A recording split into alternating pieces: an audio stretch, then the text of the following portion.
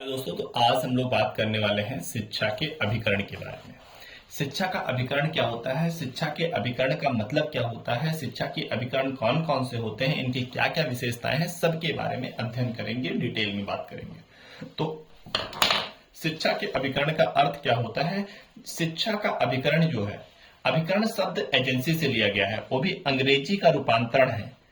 अभिकरण शब्द अंग्रेजी के एजेंसी शब्द का रूपांतरण है, हिंदी रूपांतरण है, जिसका अर्थ होता है, जिसका तात्पर्य होता है साधन, जिसका अर्थ या तात्पर्य होता है साधन। बीडी भाटिया के अनुसार समाज में शिक्षा के कार्यों को क्रियान्वित करने के लिए अनेक विशिष्ट संस्थानों का विकास किया गया है, जिन्हें हम शिक्षा का अभिकरण कहते हैं। तो वही बता रहे हैं बीडी भाटिया के अनुसार समाज में शिक्षा के कार्यों को क्रियान्वित करने के लिए अनेक विशिष्ट संस्थाओं का विकास किया गया है, जिन्हें हम शिक्षा का अभिकरण कहते हैं। शिक्षा के अभिकरणों का वर्गीकरण, शिक्षा के अभिकरणों का वर्गीकरण।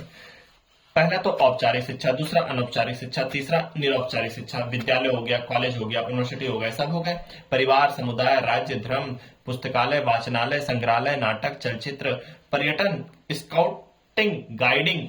दूरवर्ती शिक्षा निरौपचारिक शिक्षा में हो जाता है। मुक्त विश्वविद्यालय, रेडियो, और ये सारी शिक्षाएं जो है अपनी निरौपचारिक शिक्षा में आती हैं। अब औपचारिक शिक्षा के बारे में विस्तार में बात करेंगे। औपचारिक शिक्षा जिसे सचेतन प्रयासों से प्रदान किया जाता है, उसे हम लोग औपचारिक शिक्षा कहते हैं। सचेतन प्रक्रिया होगा और कोई उद्देश्य होगा, उद्देश्य होना चाहिए। यहाँ शिक्षा प्रदान करने के लिए भली प्रकार से जानता है कि शिक्षा प्रदान करनी है, और यहाँ शिक्षक एवं बालक दोनों को ही शिक्षा का उद्देश्य ज्ञात होता है। शिक्षा का क्या होता है, उद्देश्य ज्ञात होता है, जिसको बालक के किसी कार्यक्रम के अनुसार नियंत्रित वातावरण में रहते हुए पूर्व निश्चित उद्देश्यों को प्राप्ति करने के लिए निश्चित पाठ्यक्रम को निश्चित शिक्षण पद्धति के लिए निश्चित स्थान पर निश्चित समय सीमा में समाप्त करके परीक्षा दे करके उपाधि ग्रहण कर लेता है। इसी को हम लोग क्या कहते हैं दोस्तों, औपचारिक शिक्षा कहते हैं। औपचारिक शिक्षा की क्या क्या विशेषताएं हैं। औपचारिक शिक्षा में सुनियोजित प्रयास तथा व्यवस्था की आवश्यकता होती है। सुनियोजित प्रयास तथा व्यवस्था की आवश्यकता होती है। सुनियोजित प्रयास तथा व्यवस्था की आवश्यकता होती है। औपचारिक शिक्षा कृत्रिम, जटिल, अप्राकृतिक होती है। कृत्रिम भी होता है, जटिल भी होता है, अप्राकृतिक भी होता है, जिसे प्राप्त तथा प्रदान करने के लिए सुनियोजित कार्यक्रमों की आयोजन किया जाता है। यह शिक्षा मूलतः विद्यालय में प्रदान की जाती है। यह शिक्षा मूलतः विद्यालय में प्रदान की जाती है। सामान्यतः औपचारिक शिक्षा का एक सुनिश्चित पाठ्यक्रम होता है, जिसे एक निर्धारित समय में पूरा करना होता है। यह अत्यंत कष्ट साध्य होता है, अत्यंत कष्ट साध्य होता है। परिश्रम चाहती है। यह क्या चाहती है, परिश्रम चाहती है। यह शिक्षा तभी तक चलती है जब जीवन रहता है। शिक्षा जीवन पर्यंत नहीं चलती है। यह शिक्षा क्या है, जीवन पर्यंत नहीं चलती है। बालक विद्यालय जाता है, यह शिक्षा तभी तक चलती है। जब तक बालक विद्यालय जाता है, यह शिक्षा तभी तक चलती है। औपचारिक शिक्षा मुख्यतः भौतिक होती है। हमें भौतिक साधन जुटाने की योग्यता प्रदान करती है। भौतिक साधन जुटाने की योग्यता क्या करती है, प्रदान करती है दोस्तों।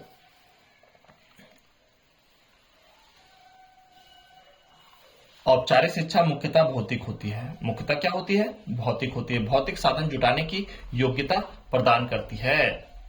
औपचारिक शिक्षा का प्रमुख उद्देश्य बालक को इस योग्य बनाना है कि वह निश्चित परीक्षा उत्तीर्ण का प्रमाण प्राप्त करे। औपचारिक शिक्षा का प्रमुख उद्देश्य बालक को इस योग्य बनाना है कि वह एक निश्चित उत्तीर्ण कर प्राप्त करे, क्या प्रमाण पत्र प्राप्त करे, किन्हीं निश्चित विषयों की विषय वस्तु का ज्ञान प्राप्त कर ले। औपचारिक शिक्षा उद्देश्य केंद्रित होती है। औपचारिक शिक्षा का सुनिश्चित उद्देश्य होता है। अनौपचारिक शिक्षा क्या होता है। अनौपचारिक शिक्षा में अनौपचारिक शब्द विशेषण रूप से होता है। अन का मतलब नहीं और उपचारिक का मतलब उपचार, जिसमें उपचार नहीं होता है। उपचार का अर्थ होता है इलाज, चिकित्सा, व्यवस्था, जिसमें कोई व्यवस्था ही ना हो, जिसमें कोई व्यवस्था ना हो, उसे अनौपचारिक कहते हैं। वे साधन के माध्यम से जानबूझकर इसलिए होते हैं, उनसे अनुभव प्राप्त करते हैं। उदाहरण के लिए विद्यालय में जानबूझकर शिक्षा प्रदान की गई होती है, वे साधन जिनका माध्यम जानबूझकर आयोजन नहीं होता किंतु मूल रूप से ही अनुभव प्राप्त करते हैं। अनौपचारिक शिक्षा की विशेषताएं क्या है? अनौपचारिक शिक्षा की विशेषताएं: विशेष प्रयास व्यवस्था की आवश्यकता नहीं होती। शिक्षा के लिए हमारे जीवन संघर्ष स्वतः ही प्राप्त कर लेते हैं, ठीक है ना। अनौपचारिक शिक्षा स्वाभाविक जीवन से संबंधित सरल तथा प्राकृतिक रूप में होती है। अनौपचारिक शिक्षा व्यक्ति के मूल प्रवृत्तियों तथा रुचि पर निर्भर करती है। अनौपचारिक शिक्षा प्राप्त करने के लिए मनुष्य को अपने चारों ओर के वातावरण, परिवार, पड़ोस, समाज मूल रूप से निर्भर रहना पड़ता है। अनौपचारिक शिक्षा अनुभवों से लाभ उठाने की योग्यता पर निर्भर करता है। मनुष्यों को अनुभवों से लाभ उठाने की योग्यता पर निर्भर करता है।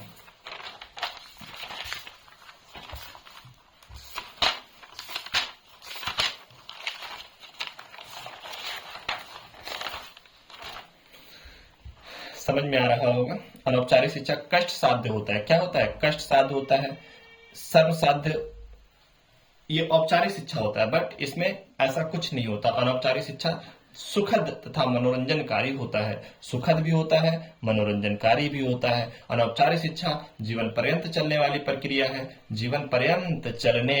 प्रक्रिया है। कोई व्यक्ति जीवन भर अनुभव प्राप्त करता रहता है, सतत पुनर्गठन होता रहता है। अनौपचारिक शिक्षा मानवीय, भावनात्मक, सांस्कृतिक प्रधान होती है। इस कारण अनौपचारिक शिक्षा व्यक्ति के सर्वांगीण व्यक्तित्व तथा जीवन को ही कहीं अधिक प्रभावित करता है। अनौपचारिक शिक्षा के उद्देश्य क्या है? अनौपचारिक शिक्षा के उद्देश्य क्या क्या है?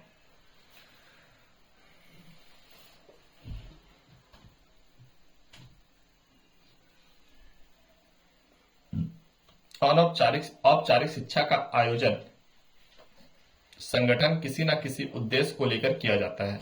शैक्षिक तकनीकी से आप बात करें तो यह स्पष्ट हो जाता है कि औपचारिक शिक्षा दिन प्रतिदिन उद्देश्य केंद्रित होती जा रही है। इसके विपरीत अनौपचारिक उद्देश्य रहित होता है। सही अर्थों में ऐसा नहीं है। सिर्फ अंतर इतना है कि औपचारिक शिक्षा के उद्देश्य स्पष्ट रूप से निर्धारित होते हैं। इसमें औपचारिक शिक्षा में उद्देश्य सरलता से उल्लेख कर देते हैं। अनौपचारिक शिक्षा में कोई पूर्व निश्चित उद्देश्य न होने के कारण उद्देश्य नहीं बता पाते हैं। यह कह देते हैं कि उद्देश्य विहीन है, परंतु ऐसा नहीं है।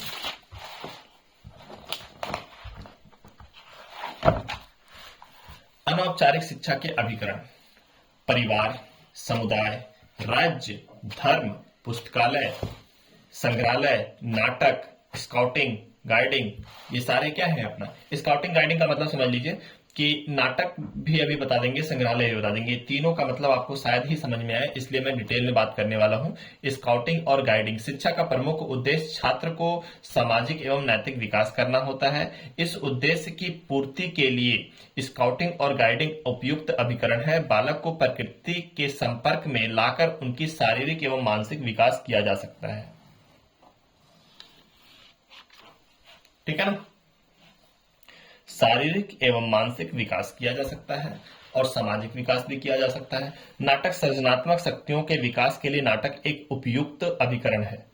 सृजनात्मक शक्तियों के विकास के लिए नाटक एक उपयुक्त अभिकरण है, ठीक है। अनौपचारिक शिक्षा का महत्व: अनौपचारिक शिक्षा का महत्व क्या है? जनसंख्या का विशाल रूप बढ़ता हुआ शिक्षा व्यय तथा औपचारिक शिक्षा की असफलता के विश्व का शिक्षा शास्त्रियों को यह सोचने पर विवश कर दिया है कि वर्तमान औपचारिक शिक्षा के स्थान पर शिक्षा की किसी अन्य व्यवस्था को खोज की जाए। औपचारिक शिक्षा का महत्व क्या है? दर्शन प्रदान करना। औपचारिक शिक्षा केवल कुछ ज्ञान प्रदान करती है, जबकि अनौपचारिक शिक्षा हमें जीवन हर क्षेत्र से संबंधित ज्ञान प्रदान करती है। अनौपचारिक शिक्षा वह ज्ञान है जो अनुभव प्रदान करती है, जो हमारे जीवन में वास्तविक रूप से काम आता है। अतिरिक्त और औपचारिक शिक्षा हम कुछ जीवन में कुछ ना कुछ प्राप्त करते हैं, जबकि अनौपचारिक शिक्षा में जीवन पर्यंत चलती रहती है, जीवन पर्यंत चलती रहती है। ठीक है, अब बात करते हैं हम लोग औपचारिक और अनौपचारिक में अंतर क्या है। बहुत इंपॉर्टेंट है, पूछा जाता है, वेरी इंपॉर्टेंट कर लीजिए। ठीक है, औपचारिक एवं अनौपचारिक शिक्षा में अंतर क्या है। तो औपचारिक और अनौपचारिक शिक्षा में बेसिकली क्या अंतर होता है, इसके बारे में बात करेंगे दोस्तों। क्षेत्र, इसका क्षेत्र संकीर्ण होता है। क्या होता है? क्षेत्र संकीर्ण होता है, इसका व्यापक होता है। अनौपचारिक में संकीर्ण क्षेत्र होता है, इसमें व्यापक होता है। योजना, यह शिक्षा सुनियोजित और व्यवस्थित ढंग से संस्थाओं के द्वारा दी जाती है। इसमें कोई योजना नहीं होता, कोई योजना नहीं बनानी पड़ती। अभिकरण, इस अभिकरण की शिक्षा अभिकरण बहुत सीमित होती है। विद्यालय एवं पुस्तकालय आदि इस शिक्षा के अभिकरण हैं। परिवार, मित्र, पड़ोसी, राज्य, समुदाय एवं धार्मिक संस्थान इसके प्रमुख अभिकरण हैं। समझ पाए? कौन कौन से? परिवार, राज्य, पड़ोसी, समाज। उद्देश्य, इस शिक्षा के मुख्यतः बालक के बौद्धिक विकास पर बल दिया जाता है। बौद्धिक विकास पर क्या किया जाता है? बल दिया जाता है। इसमें सर्वांगीण विकास पर बल दिया जाता है। औपचारिक में बौद्धिक विकास पर बल दिया जाता है, इसमें सर्वांगीण विकास पर बल दिया जाता है। शिक्षण विधियां, इसमें शिक्षण विधियां कक्षा स्तर विषय के अनुसार निश्चित हो जाती है। इसमें कुछ भी निश्चित नहीं होता। पाठचर्या पूर्व निर्धारित होता है। कुछ विषयों के सैद्धांतिक व्यवहारिक पक्ष का ज्ञान करवाया जाता है, इसमें पाठचर्या निर्धारित नहीं होता है। अवधि, इसमें प्रत्येक कक्षा का स्तर पाठ्यक्रम एक निश्चित अवधि में पूरा करना होता है और इसमें कोई ऐसा बालक जीवन पर्यंत चल सीखता रहता है। शिक्षक इसमें शिक्षा प्रदान करने के लिए प्रशिक्षण प्राप्त व्यक्ति करते हैं, इसमें प्रशिक्षण प्राप्त व्यक्ति नहीं करते हैं। कोई भी आता है, सीख के चला जाता है जीवन में। स्थान, यह शिक्षा केवल विद्यालय में दी जाती है, इसमें कोई निश्चित स्थान नहीं होता है। प्रमाण पत्र, इस शिक्षा में परीक्षा प्राप्त करके एक प्रमाण पत्र दिया जाता है, इसमें कोई प्रमाण पत्र नहीं दिया जाता है। निरौपचारिक शिक्षा, निरौपचारिक शिक्षा बहुत इंपॉर्टेंट है दोस्तों। इसके बाद हम लोग बात करेंगे घर, परिवार, विद्यालय, समाज में जनसंचार की भूमिका। बहुत मजा आने वाला है, इंटरेस्टिंग है बहुत। निरौपचारिक शिक्षा क्या होता है? शिक्षा स्वरूप दो विषम रूप औपचारिक तथा अनौपचारिक शिक्षा है। अब इन दोनों के बीच में औपचारिक स्वरूप पूर्ण नियंत्रणवादी है। औपचारिक क्या है? नियंत्रणवादी है। पहलू नियंत्रण होता है। सभी पहलू क्या होता है? नियंत्रण होता है। कक्षा, प्रवेश, पाठचर्या, शिक्षण संस्थान, परीक्षा आदि, इन सभी पर नियंत्रण होता है। ठीक। दूसरा अनौपचारिक शिक्षा है, जिसमें सभी कुछ अनियंत्रित होता है, पूर्ण रूप से अनियंत्रित होता है, अनियंत्रणकारी होता है। इसमें ना कक्षा कक्ष, ना पाठचर्या, ना ही कुछ अनुशासन। वर्तमान में इन पूर्ण नियंत्रित और अनियंत्रित स्वरूपों के बीच में एक किसके बीच में? नियंत्रित और अनियंत्रित स्वरूपों के बीच में एक नया शिक्षाविदों ने विकसित किया है। किसने विकसित किया है? नया रूप शिक्षाविदों ने विकसित किया है। शिक्षा के इस नए रूप को निरौपचारिक शिक्षा के रूप में जाना जाता है। ठीक है, तो निरौपचारिक शिक्षा समझ में आया। निरौपचारिक शिक्षा होता है non formal education. Formal education plus informal education, दोनों का सम है ये। क्लियर? दोनों का क्या है? सम। निरौपचारिक शिक्षा का साधन, निरौपचारिक शिक्षा का एजेंसी या मीडियम्स। कौन कौन से मीडियम हो सकते हैं? एक तो दूरवर्ती शिक्षा हो सकती है, मुक्त विश्वविद्यालय, शिक्षक रेडियो। और दूरवर्ती शिक्षा क्या होता है? दूरवर्ती शिक्षा गैर पारंपरिक विधि के रूप में अत्यंत महत्वपूर्ण है। इसके अंतर्गत विद्यार्थी को विद्यालय में शिक्षा ग्रहण करने नहीं आना पड़ता है। विद्यालय में शिक्षा ग्रहण करने नहीं आना पड़ता है, बल्कि वह अपने स्थान पर रहकर ही शिक्षा ग्रहण करता है। ठीक है। दूरवर्ती शिक्षा के अन्य नाम पत्राचार शिक्षा, गृह अध्ययन, बाह्य अध्ययन, दूरस्थ परिसर से बाहर, मुक्त अधिगम, स्वतंत्र और अध्ययन। दूरवर्ती शिक्षा के कार्य क्या है? दूरवर्ती शिक्षा के क्या कार्य है? नौकरी में लगे व्यक्ति के लिए आत्म संतुष्टि के लिए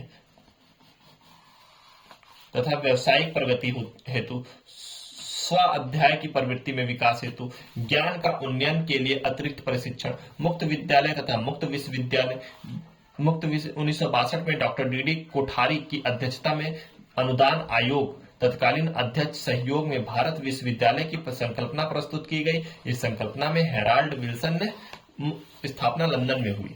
प्रथम मुक्त विश्वविद्यालय की स्थापना कहां हुई थी दोस्तों? लंदन में 1963 में प्रस्तुत किया गया था।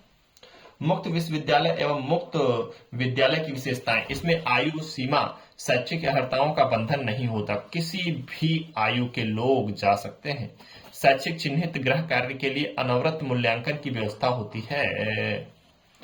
छात्रों की सहायता के लिए व्यक्तिगत संपर्क कार्यक्रम आयोजित किए जाते हैं। व्यक्तिगत संपर्क कार्यक्रम भी आयोजित किए, जैसे कि केकेसी में इग्नू का चलता है। भारत या इसके बाहर क्षेत्रों के लिए इसके द्वार खुले हुए हैं। भारत या इसके बाहर क्षेत्रों के लिए भी इसके द्वार खुले हुए हैं। शिक्षण के तरीकों की विविधता, खुलापन है। शैक्षिक रेडियो पता है। प्रसारण नेटवर्क की स्थापना की जाती है। शिक्षा 1937 में प्रारंभ हुई थी। कलकत्ता रेडियो केंद्र द्वारा 1937 में प्राप्त हुआ था, पता है। कलकत्ता रेडियो केंद्र द्वारा 1937 में प्रारंभ हुआ था। शैक्षिक कार्यक्रम प्रसारण तथा विचार विनिमय का एक सशक्त साधन होता है। व्यापक रूप से शिक्षण की एक प्रति उचित वातावरण महत्वपूर्ण भूमिका निभाती है।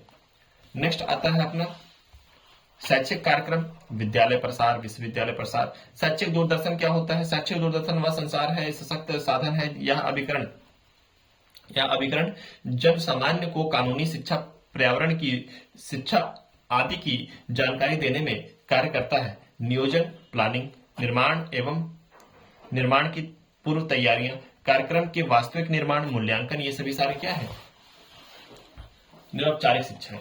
निरौपचारिक शिक्षा के लाभ क्या हो सकते हैं? निरौपचारिक शिक्षा के लाभ क्या हो सकते हैं दोस्तों? तो आज हम लोग पढ़ेंगे अच्छे से निरौपचारिक शिक्षा के क्या क्या लाभ है। फिर हम लोग बात करेंगे शिक्षा के मुद्दे एवं चुनौतियां। बहुत सारे कुछ पढ़ने हैं, बहुत मजा आने वाला है दोस्तों। निरौपचारिक शिक्षा के लाभ क्या क्या है? निरौपचारिक शिक्षा बढ़ती हुई जनसंख्या की शिक्षा संबंधी बढ़ती हुई मांग को सरलता से पूरा कर सकती है। मीन्स की किसकी मांग को पूरा कर सकती है? कब? बढ़ती हुई जनसंख्या। बढ़ती हुई क्या? जनसंख्या। निरौपचारिक तथा शिक्षा तथा घुटन पूर्व, जबकि ये बंधन मुक्त होता है। औपचारिक शिक्षा, निरौपचारिक शिक्षा के लाभ, घुटन और ये घुटन पूर्ण और ये बंधन मुक्त होता है। निरौपचारिक शिक्षा औपचारिक शिक्षा पर बढ़ते हुए राजकीय व्यय तथा प्रति छात्र व्यय को कम करने में सहायक पड़ता है। मीन्स की राज्य का जो व्यय है, प्रति छात्र व्यय है, उसको कम कर देता है। निरौपचारिक शिक्षा एक निश्चित उद्देश्य होता है। निरौपचारिक शिक्षा का क्या होता है? एक निश्चित उद्देश्य होता है। निरौपचारिक शिक्षा के समान मापन अयोग्य नहीं है। अनौपचारिक शिक्षा के समान मापन के अयोग्य नहीं है। इसका मापन किया जा सकता है। निरौपचारिक शिक्षा में परीक्षा की व्यवस्था के कारण शिक्षार्थियों शिक्षण ग्रहण करने के लिए प्रेरणा प्राप्त करते हैं। निरौपचारिक शिक्षा का स्वरूप अपेक्षाकृत अधिक व्यवस्थित होता है। शिक्षा में आयु, स्थान, लिंग आदि का बंधन न होने से शिक्षण ग्रहण करने की सुविधा रहती है। अब बात करेंगे औपचारिक तथा निरौपचारिक शिक्षा में अंतर। क्षेत्र, अनौपचारिक शिक्षा में छात्र पर किसी भी प्रकार का नियंत्रण नहीं होता। निरौपचारिक शिक्षा में छात्र का कुछ क्षेत्रों में नियंत्रण होता है। मापन, अनौपचारिक शिक्षा में ना तो मापन संभव है, ना ही मापन की व्यवस्था है। निरौपचारिक शिक्षा में मापन संभव है, मापन की व्यवस्था भी होती है। पाठ्यक्रम, इसमें कुछ फिक्स पाठ्यक्रम नहीं होता, इसमें निश्चित पाठ्यक्रम होता है। अनौपचारिक शिक्षा में साधन सीमित नहीं होते, इसमें साधन सीमित होते हैं। अनौपचारिक शिक्षा ना तो व्यवस्थित होती है और ना ही व्यवस्था करने वाली कोई विधिवत संस्था है। यह शिक्षा व्यवस्थित और व्यवस्था करने वाली कोई संस्था नहीं होती है। अब हम लोग बात करेंगे क्या? घर, परिवार, विद्यालय, समाज एवं जनसंचार साधनों की भूमिका। जनसंचार साधनों की क्या भूमिका है किसमें? तो हम लोग का एक हाफ यूनिट कवर हो जाएगा। हाफ यूनिट क्या हो जाएगा? कवर हो जाएगा। फिर शिक्षा के मुद्दे एवं चुनौतियां पढ़ लेंगे, उसके बाद एक यूनिट खत्म हो जाएगा। फिर हम लोग कोशिश करेंगे कि समाज के बारे में पढ़ें और फिर ये वाली यूनिट खत्म करनी है अपनी। ठीक है, ये वाली यूनिट अच्छे से खत्म करना है, संविधान वाला। और इसमें से एक यूनिट सामाजिक परिवर्तन का अर्थ, कारण, ये सब पढ़ लेंगे। खत्म कहानी, आज ही करना है सब। ठीक है, और भी अच्छे से प्रिपेयर करके जाना है। मॉर्निंग भी पढ़ना है, इवनिंग भी पढ़ना है, नाइट भी पढ़ना है। मतलब पढ़ के जो है इसको खत्म करके अच्छे से लिख के आना है पेपर में। शिक्षा के साधन के रूप में परिवार। शिक्षा के साधन के रूप में परिवार। शिक्षा, घर, परिवार, विद्यालय, संचार साधनों की भूमिका को निम्नलिखित तरह से स्पष्ट किया जा सकता है। क्या क्या स्पष्ट किया जा सकता है दोस्तों? शिक्षा के साधन के रूप में घर, परिवार परिवार एक ऐसी संस्था है जो सर्वत्र समाज में पाया जाता है, कोई एक ऐसे समाज में नहीं है। अर्थ परिवार का मतलब क्या होता है? परिवार का मतलब फैमिली शब्द एक ऐसे सीमित संस्था से जहां पति पत्नी निवास करते हैं, बच्चे सहित या बच्चे रहित भी हो सकते हैं। पति पत्नी क्या करते हैं? निवास करते हैं, उसी को हम लोग कहते हैं परिवार। ठीक है। परिवार की विशेषताएं सार्वभौमिक संस्था होती है। क्या होती है? सार्वभौमिक संस्था होती है। रक्त संबंध होता है, सामाजिक संरचना होती है, निश्चित निवास होता है, आर्थिक व्यवस्था होती है, पति पत्नी का संबंध होता है, और यौन संबंध होता है जिसे सेक्सुअल रिलेशनशिप कहते हैं। सामाजिक सुरक्षा होती है, सभ्यता एवं संस्कृति का संवाहक होता है। ओके। भावनात्मक के आधार पर भावात्मक आधार होता है, पारिवारिक वास्तविक सदस्य होते हैं। बालक को आकार देने में घर परिवार की भूमिका क्या होती है? बहुत ही भूमिका होती है। सब कुछ बालक से ही सीखता है, बालक परिवार से ही सीखता है। शिक्षा के साधन के रूप में विद्यालय की भूमिका क्या होती है? विद्यालय की प्राचीन काल से भूमिका चलती चली आ रही है। मानव जीवन में उन्नतशील परिवर्तन देखने को मिलता है। तो ये सारी चीजें लिखना पड़ेगा। विद्यालय के अर्थ एवं परिभाषाएं। विद्यालय का अर्थ मतलब क्या होता है? विद्यालय में विद्या को विद्याधन आलय मतलब जहां विद्या को ग्रहण करे, ऐसी जगह को विद्यालय कहते हैं। भारतीय दृष्टि से विद्या जहां विद्या प्राप्त होती है उसे विद्यालय कहा जाता है। और स्कूला शब्द स्कूल शब्द से मिलकर बना हुआ है, जहां अवकाश होता है। अवकाश के समय में जब बच्चे क्या ज्ञान प्राप्त करते हैं। वास्तविक अर्थ भारतीय एवं पाश्चात्य विद्वानों के मतों के जानने के पश्चात आवश्यक है कि विद्यालय वास्तविक अर्थ को जानना होता है। विद्यालय के वास्तविक अर्थ को जानना जाए। वस्तुतः विद्यालय के तात्पर्य उस स्थान, साधन, संस्था से है जहां समाज के प्रत्येक नवजात पीढ़ी क्षमता अनुरूप निश्चित अवधि के सुपरिचित राष्ट्र एवं कार्यालय के लिए विज्ञान, कला, कौशल, धर्म, नैतिकता एवं दर्शन के लिए जाने जाते हैं। अब हम लोग बात करेंगे विद्यालय का महत्व क्या है। विद्यालय का बहुत महत्व है। वहीं पे सब कुछ बच्चे औपचारिक शिक्षा, चारित्रिक विकास, जितना भी आपने उसमें पढ़ा था, किसमें? प्राकृतिक में, प्रकृति में शिक्षा की, वो आप यहाँ पे लिख सकते हैं। एक ही चीज को बार बार लिखने का तरीका सीखिए, तभी आपको नंबर मिलेगा। विद्यालय की भूमिका व्यक्तित्व एवं सर्वांगीण विकास, सामाजिक मूल्यों का विकास, सामाजिक मूल्यों के प्रति उत्तरदायी, नैतिक शिक्षा का, आध्यात्मिक विकास और नागरिकता का ज्ञान, समाज में समायोजन, समाज में क्या? समायोजन, व्यवसायिक प्रशिक्षण, चारित्रिक निर्माण, सामाजिक जीवन में संपर्क, सामाजिक एकता का एवं स्थानांतरण, ये सभी क्या है? अपने विद्यालय की भूमिका है। शिक्षा के साधन के रूप में समाज, शिक्षा के साधन के रूप में क्या है? समाज है। सामान्यतः व्यक्तियों के समूह को समाज कहते हैं और आपस में कुछ ना कुछ जुड़ाव हो। एक उपयोगी सदस्य एवं समाज का एक अच्छा नागरिक बनने के लिए शिक्षा का होना बहुत जरूरी है। शिक्षा में समाज में संबंध क्या है, ये सब पढ़ लेंगे। भौतिकवादी समाज, आदर्शवादी समाज। भौतिकवादी समाज में क्या होता है कि शिक्षा की ऐसी व्यवस्था जिसमें समाज व्यावसायिक संपन्नता प्राप्त करके इसमें भौतिक सुख सुविधाओं को ज्यादा महत्व दिया जाता है। आदर्शवादी समाज, इसमें आध्यात्मिकता को अधिक महत्व दिया जाता है। अतः ऐसे समाज, इसमें क्या होता है? शिक्षा में ऐसी व्यवस्था जिसे समाज व्यावसायिक संपन्नता प्राप्त करने के लिए इसे भौतिक सुविधाओं को ज्यादा महत्व दिया जाता है। इसमें आध्यात्मिक ज्ञान को ज्यादा दिया जाता है। अध्यात्म क्या होता है, चरित्र क्या होता है, ये सबको ज्यादा। प्रायोजनवादी समाज, प्रायोजनवादी समाज में क्या होता है? इसके अनुसार समाज में शिक्षा का स्वरूप बदलने के लिए इस प्रकार की समाज में शिक्षा के पहलू को अपने अंदर की कल्पना की जा सकती है। इसी को हम लोग कहते हैं क्या? प्रायोजन। प्रभाव शिक्षा समाज पर पड़ता है। तो मीडिया के प्रकार हम लोग पढ़ेंगे। प्रिंट मीडिया क्या होता है, इलेक्ट्रॉनिक मीडिया क्या होता है, और प्रिंट मीडिया कितने प्रकार के होते हैं, इलेक्ट्रॉनिक मीडिया कितने प्रकार के होते हैं, डिटेल में बात करेंगे। प्रमुख संचार माध्यमों की दायित्व। प्रिंट मीडिया क्या होता है? प्रिंट मीडिया में समाचार पत्र, पत्र पत्रिकाएं, साहित्यिक पुस्तकें। इलेक्ट्रॉनिक मीडिया में क्या होता है? Computer, Doordarshan, radio, multimedia, internet, mobile, ये सभी क्या है अपने मीडिया के प्रकार। अब हम लोग शिक्षा के मुद्दे ये नेक्स्ट वीडियो में अच्छे से बात करेंगे। और उससे पहले क्या है, हम लोगों का एक यूनिट खत्म हो जाएगा अभी शिक्षा के मुद्दे एवं चुनौतियों में, और एक यूनिट ये पढ़ लेंगे। फिर एक यूनिट, इसमें से सेकंड यूनिट में बहुत कुछ लर्न करना होता है, इसलिए उसको कम ही समझेंगे दोस्तों। Thank you.